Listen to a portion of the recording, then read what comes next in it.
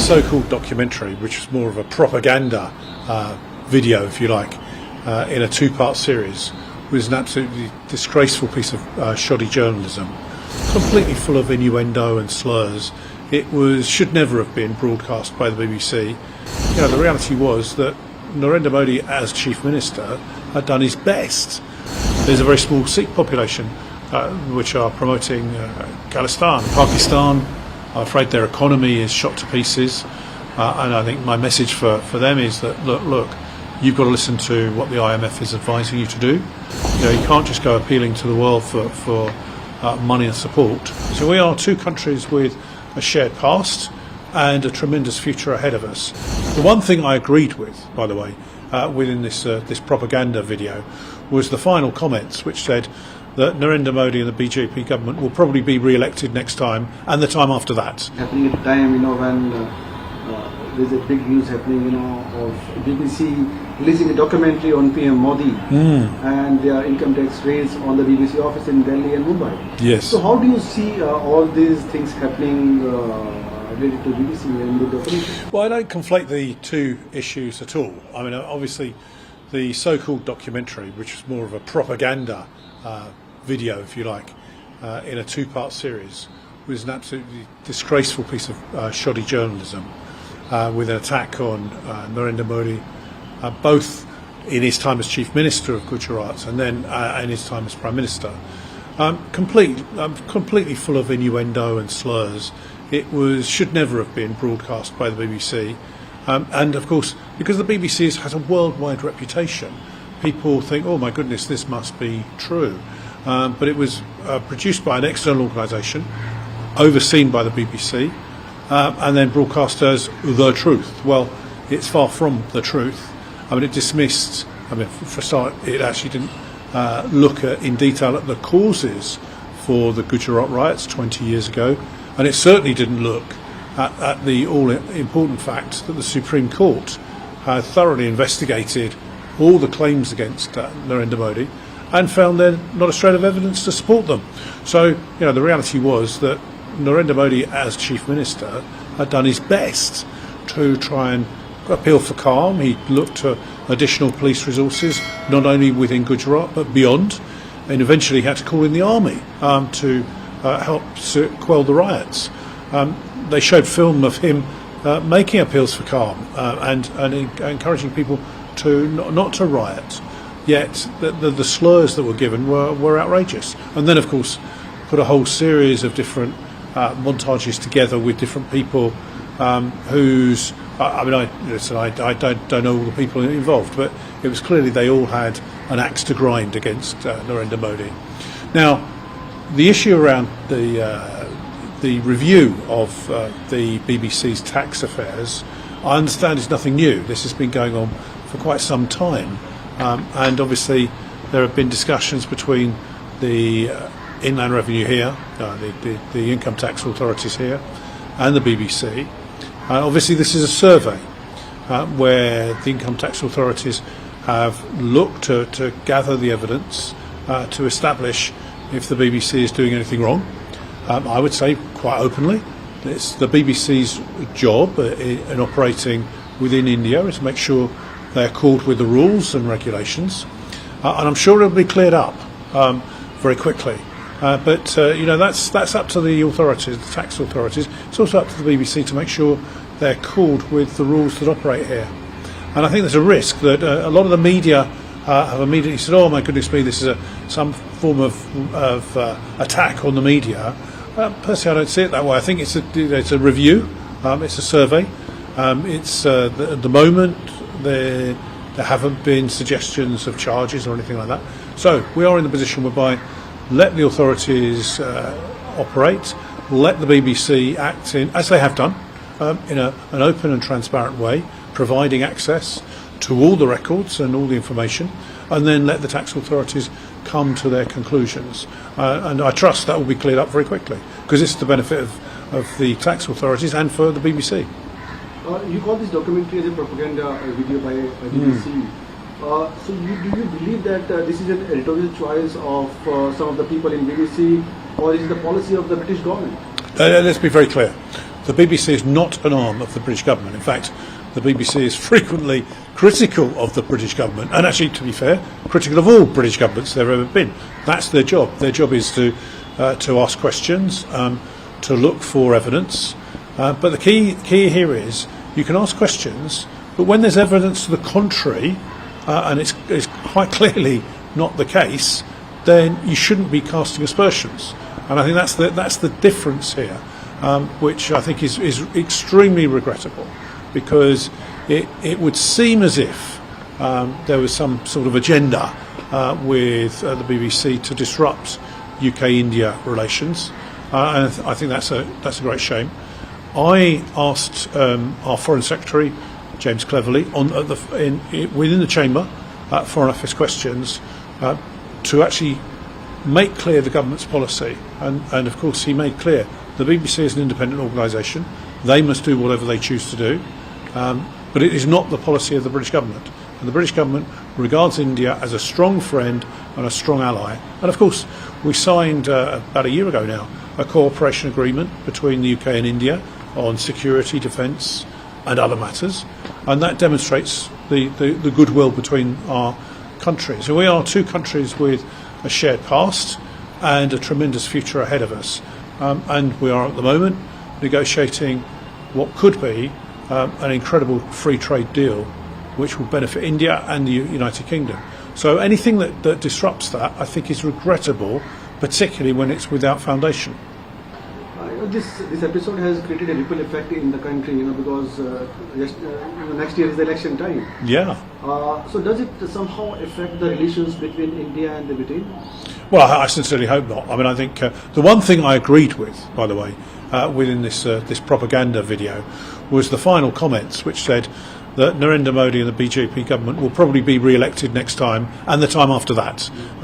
And so they deserve it, because the Indian government have done a remarkable job under Narendra Modi of transforming the economy in India, leading India to become the fifth biggest economy now in the world, on track to become the leading economy in the world on the way that it's going, and the most populous country in the world.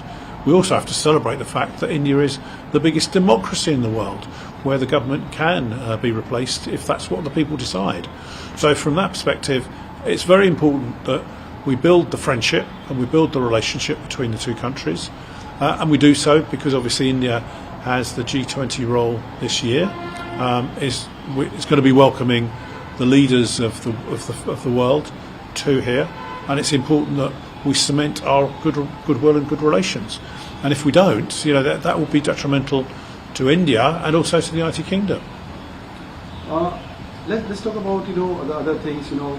Like in Britain, we have seen anti-Hindu sentiments growing up. Especially among the Islamists and the Khalistanis. Who are holding a stronghold in cities like London, and there was an attack on temples in Leicester as well. Sorry, I've been in India for this week, so I haven't seen all the details of what's gone on. The reality is that what we have to do is to counter this narrative. In an area, I represent Harrow, and in our area we have people of every religion, of every. In fact, I can probably take you to someone from every country in the world who lives in my constituency. Every language is spoken, every religion is celebrated, and people live together in peace and harmony. And I wouldn't want it any other way. So that demonstrates that we can have a situation where people do cooperate together. It's very important that the different faith organisations come together, they speak together, and if there's any concerns, any tensions, then actually they talk about them rather than resorting to demonstrations and causing trouble. Last year we had real problems in Leicester, where frankly what happened was some external people came into Leicester. For the last 50 years or more, people have lived alongside each other in Leicester. Different Hindus, Muslims, Sikhs, Jains have lived alongside each other quite harmoniously. But there was false propaganda put about that a mosque had been attacked, and the Leicester police had to put a social media broadcast out to say this was not true.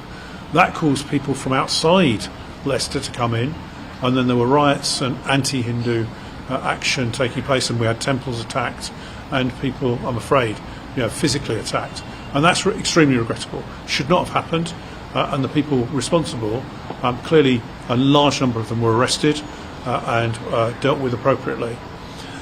But the problem is that in different parts of the United Kingdom now, we're getting this feeling of dissension, and indeed, as you say, Islamist. Now, the 99.99% of the Muslim population within the UK are peaceful, peace-loving people.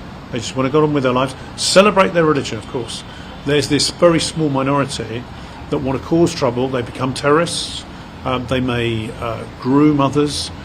They may encourage people to be radicalised, and we have to counter that very, very aptly. And I think one of the problems we're facing is how we deal with that.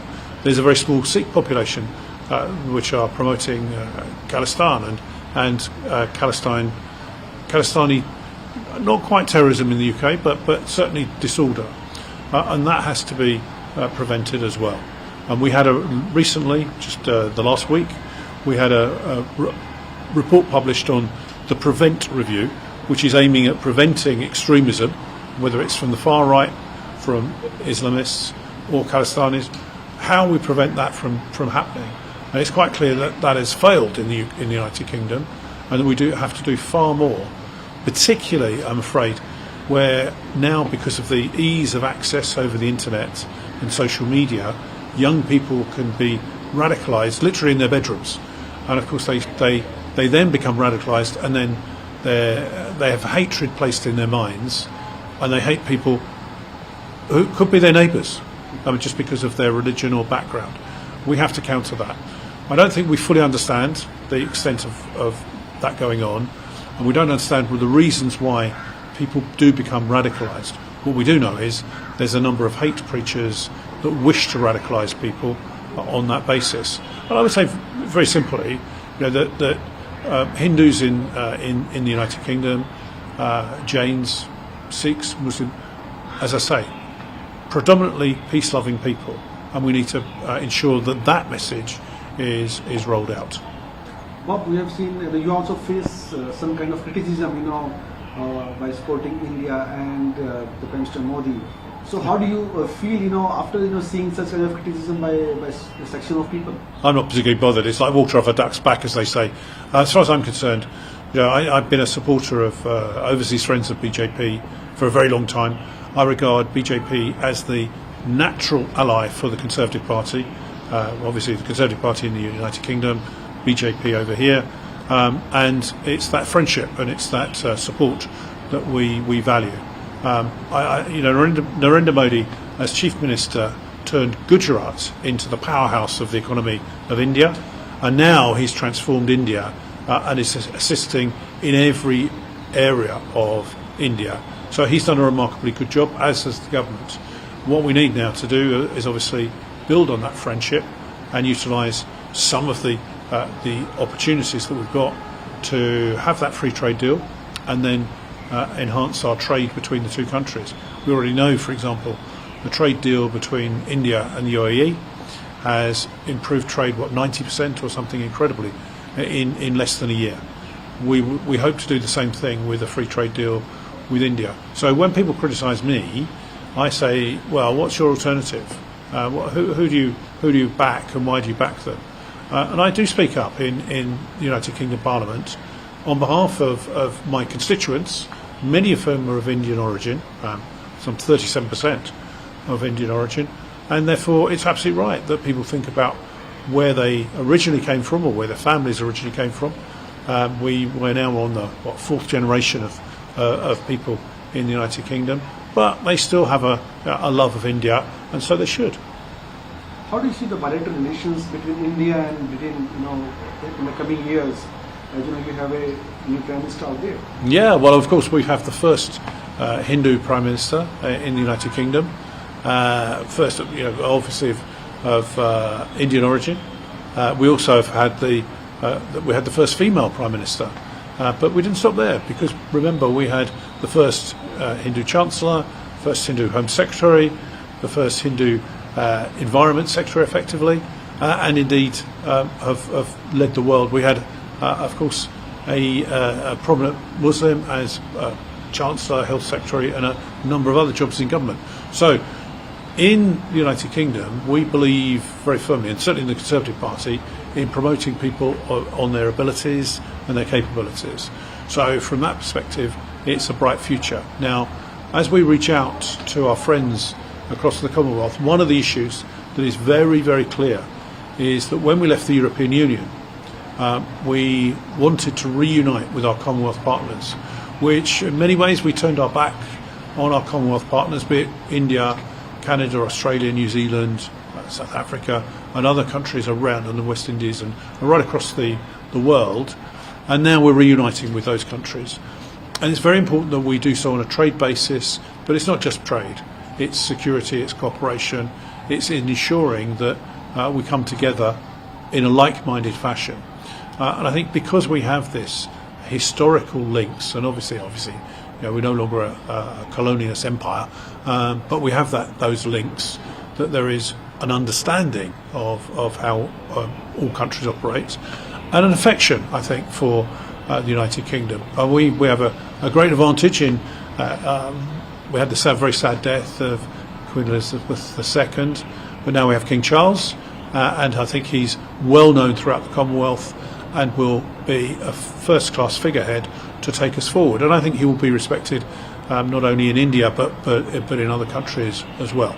So part and parcel of this is how we grow together and have the opportunities together. Now there will be sticking points, and there'll be points on which we need to discuss and agree. That's fine. I mean, friends do have that. They have agreements, but the difference is that friends sit down at the table and discuss it and then reach a conclusion.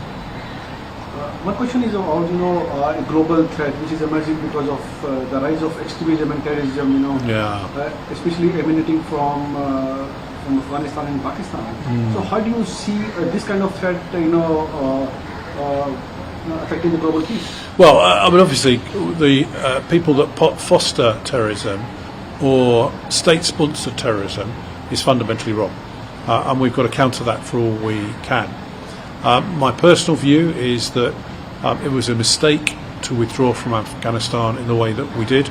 Obviously, the Americans made the key decision to withdraw their troops, and that meant that we had to follow, because we would not be in a position to carry out the duties there by ourselves. So that to me was a mistake, because we've seen once again the Taliban take over, and gradually and slowly we've seen the Taliban extinguish women's rights that were hard fought and hard won. And I think that's a really retrograde step that's taken place in Afghanistan. We do know, of course, obviously, that Afghanistan, Pakistan is part and parcel of the drug trade, the illegal drug trade that takes place, and we need to counter that as well. In Pakistan, I'm afraid their economy is shot to pieces, and I think my message for them is that, look, you've got to listen to what the IMF is advising you to do. You've got to bring your economy into shape.